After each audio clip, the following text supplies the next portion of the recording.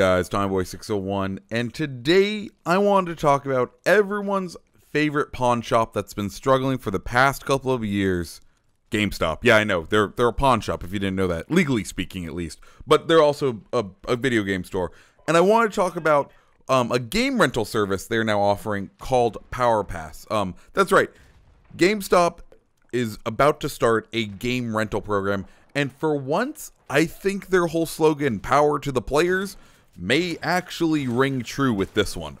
So the basics of the program are it's $60, you get 6 months of being able to walk into any one of their 7,000 retail locations, pick up a used game off the shelf and take it home. Then if you want to get a new one, take in that old game that you just had and bring it back.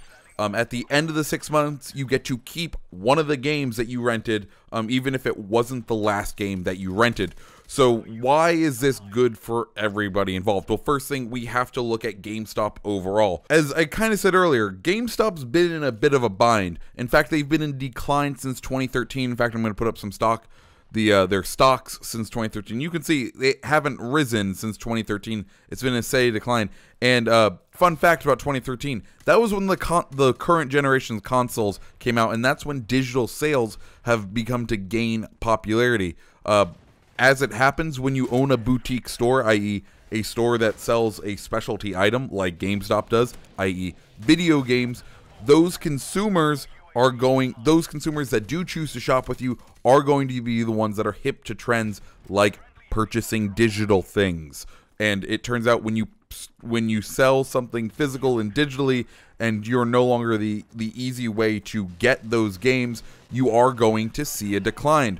To help combat this, GameStop began a partnership with ThinkGeek back in 2015, bringing the geek store's merchandise into the stores and letting those of us that like their merchandise to bypass that $75 free shipping charge that they have on their site. Yeah, I know. I have bought several things from ThinkGeek, and oftentimes in $75 to $100 increments, just so that I would get the free shipping, because I'm one of those people. Anyways, instead, customers could visit a GameStop to purchase some nerdy goods in the store. And while this partnership seemed to be a good idea, it didn't really pay the dividends. We still saw a decline in GameStop, though it did help them basically establish another pillar of their retail store.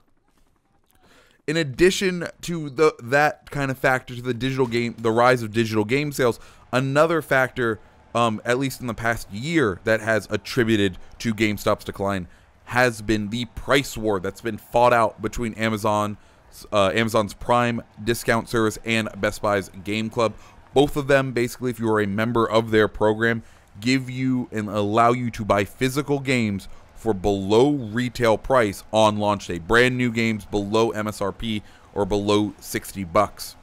With those shoppers who did still shop, who still wanted to go physical, but were still the kind of shopper that would shop at a GameStop, i.e. those that were kind of in the know and those that would kind of seek out GameStop, I'm going to say some of them shifted over to those sites, because if they can save a couple of bucks with purchasing video games, they're most likely to. Oftentimes, you'll see that it is in fact price that drives many consumer behaviors, and being able to purchase something for cheaper is always a massive factor. So if you're GameStop, what do? Your old business model was you purchased a lot of video games from the manufacturer for a set price, and basically you were guaranteed a certain margin on them. I don't know if you guys know how the back end of retail works, but basically you buy a product at a certain price, them kind of guaranteeing a certain number of sales if you purchase a certain number of games, and then once you do that, they basically have a fixed profit margin. You can, of course, choose to lower it to a certain point, but if you want to lower it to a certain margin, you actually have to get the manufacturer's approval for it. So basically, you're purchasing a product with a fixed markup. So that was their first thing. They'd first purchase that fixed markup thing, then they'd let you sell it, and then they'd buy it back for you for much below what they paid for it initially, and then they would resell it for a slightly discounted price. And this kind of was the circle of GameStops. Well, with that, of course, when you're buying it on the second hand, on the used half, it gets a little more risky. You are no longer guaranteed a certain profit margin. You kind of have to guess, hey, I'm going to purchase this for this much and then attempt to sell it for this much to hopefully make my margins, to make it so that I can keep the lights on. And this is a risky thing. That's why popular games are worth more than older games that aren't as popular. You are making a risk. They are seeing themselves as an expert in that economy. They're buying and trying to essentially play a micro economy, and hopefully end up on top with a profit to keep them open and busy. That's where this new plan comes into play. In the eye of the store, they're able to sell you a used game for the price that they would sell you a new one for. It doesn't matter in the big picture of the fact that you took other games home and then brought them back.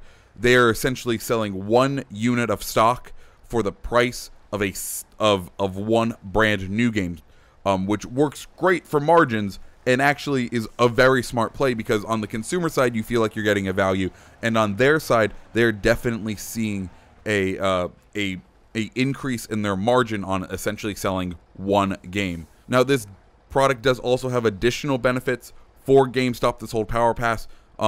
In retail, there's a saying called traffic drives traffic. If a business seems to be busy and successful, it's more likely to garner new customers who see the crowd and imagine, oh, you know, it seems busy and it must be good. There's so many people there.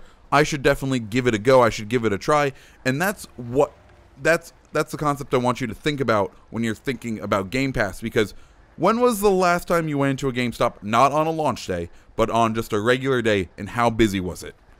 I'm gonna guess not very. Usually when I go in there, it's an employee and like one other person, and that dude's like meandering around and like giving the shifty eyes, and he just ends up walking out and not buying anything.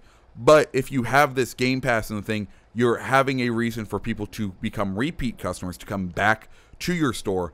And additionally, it makes it look like people are purchasing things, which helps influence the other customers to buy other things. If they see people buying things, they are more likely to buy things. Even though they may be getting it through the Game Pass, they are still standing in line at the register, holding a game box, going up to there, handing over a card to make it look like they're paying, and then walking out in a GameStop bag, which that is a good thing. It is making your store seem more busy than it is, and you are still, like I said, selling that game that you paid significantly less money than you would for a new game for. You are selling it at the price of a full game, which works out great when you're a retailer. Now, on the customer side, let's go over to the customer side, because I did say this is something that has benefits on both ends. As far as game rental services go, there's a couple of options. You can go to Redbox, and I believe it's $2 to $3 a night for a game, or you can go to GameFly, who will charge you $15.95 a month for one game, or $22.95 to get 2 games a month, or yeah, for 2 games. And I don't know if you've ever used GameFly, but it is kind of a terrible service. Like, I've used it for a year at a time and then off and on. It is one of those services that essentially have a full month of not having a game, because if you wanted a certain game on launch day per se, you would have to have no games out for like a whole week. You'd hopefully get in the queue, and maybe they'd mail you the game, maybe they wouldn't.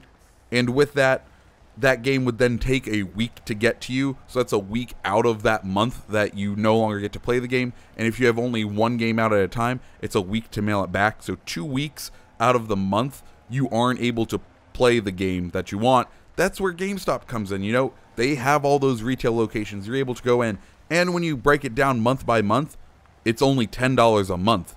That works fantastic. When I was in middle school and high school, Blockbuster had a similar Game Pass. You would go in, you'd get one game.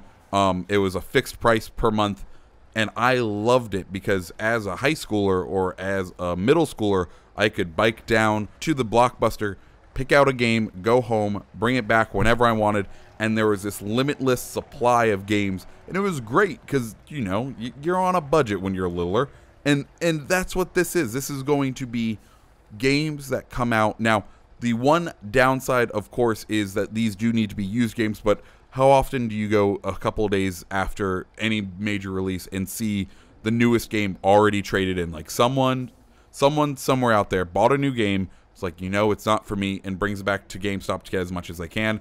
And I really like this. It lets the market of GameStop, it lets you play way more games than you usually would.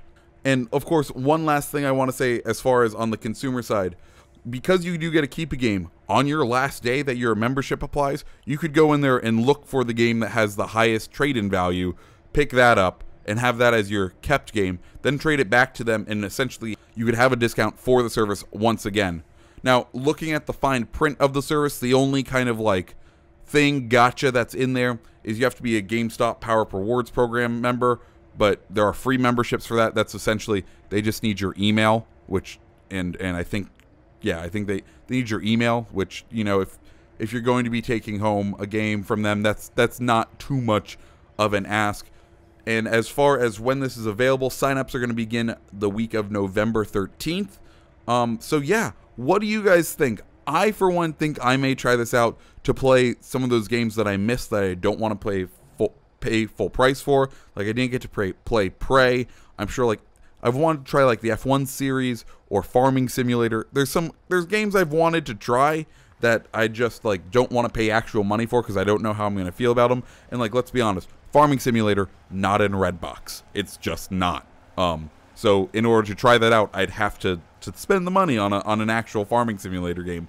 And I don't want to do that. But let me know down below, guys, what do you think of this program? Do you think you're going to pick it up? Do you think you're going to purchase it? Or is this a pass? Are you all digital? Or do you still hate GameStop for some reason? Let me know.